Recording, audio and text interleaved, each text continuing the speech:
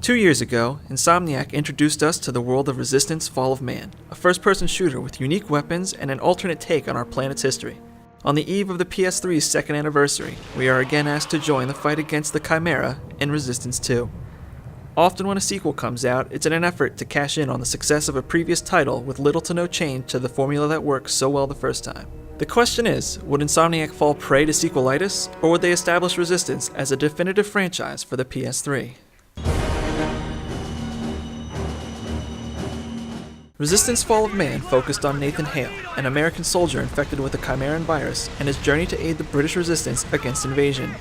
Resistance 2 picks up directly after the events of the first game, and now Nathan is tasked with aiding an elite group of soldiers known as Sentinels in defending America from the growing Chimeran problem. One of the issues I had with the first Resistance was how slowly the story was paced. Resistance 2 comes off more as a huge summer blockbuster than the grueling war story that the first game was. There's not a lot of originality present in the 8 to 10 hours of story, as the game borrows from films like Independence Day, Aliens, and just about every World War II movie ever. But it works, and for the most part, it's a blast to witness. Action set pieces are plentiful, and with the exception of the final battle, the boss fights are both intense and fun to play. From the way the game ends, it's clear Insomniac is planning at least one more game in the franchise, but the developments in the closing moments managed to leave me more confused than looking forward to the next one.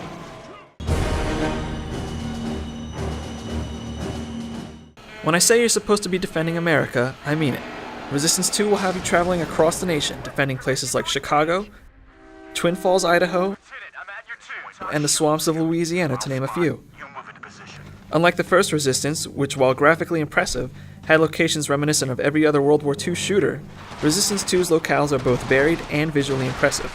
Despite running into a few invisible walls here and then, you'll find the level design this time to be much more inspired. Characters, both good and bad, look great, but not as improved as you would think having come 2 years later than the first game. There's a ton of color in this vibrant world, and Insomniac really stepped up to the plate to deliver a shooter that bucked the current trend of muddy, washed-out colors. In fact, the strange water issues, it occasionally reacts like Jello, and the poor explosion and fire effects are the only time you'll be questioning this game graphically. Weapons are as varied and creative as you'd expect from Insomniac, and even though you can only carry 2 at a time, you never feel handcuffed thanks to secondary functions like grenade launchers or temporary shields. The controls are mapped in a way that makes accessing the different functions easy, but there are a few issues in the overall layout. The D-pad is barely used at all, and putting sprint and crouch on the same button creates some awkward situations. Your AI partners are more than capable at lending a hand in a fight, but the computer never seems to pay any attention to them whatsoever. There are times when there are multiple partners assisting you in a firefight, but all the enemies have their sights trained on you.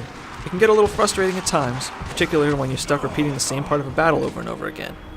Thankfully, there are a ton of checkpoint saves to prevent you from backtracking too far in the event of your untimely demise.